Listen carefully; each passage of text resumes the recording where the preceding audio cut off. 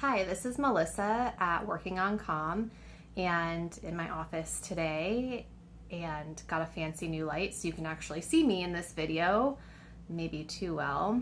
But anyway, I wanted to talk to you about self-compassion. It's something that I first got interested in when dealing with my anxiety. So whenever I would feel anxious, my heart would start racing and I would have very irrational fears, and I still do. And I would get frustrated with myself and sort of like harp on myself or try and convince myself that I shouldn't feel anxious in the moment.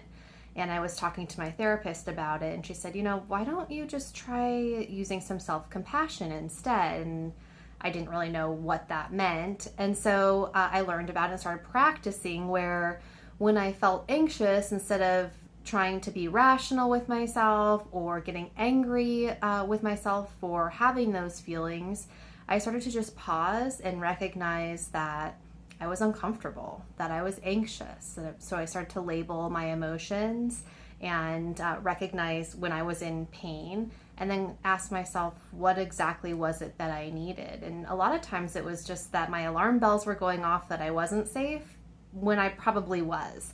And so I learned to just put my hand on my chest and say, you're safe.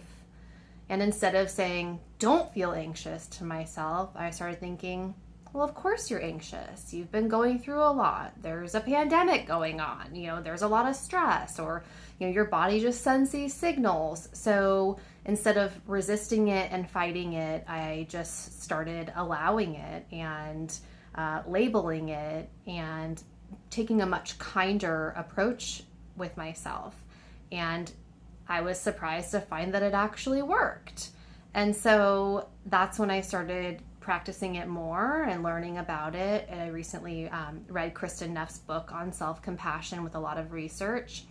And I encourage you to give it a try if you're struggling with some of the same things. Maybe you're beating yourself up, or you're getting wrapped up in a loop, or even like I was struggling with the anxiety and the way that you were reacting to your own thoughts and feelings.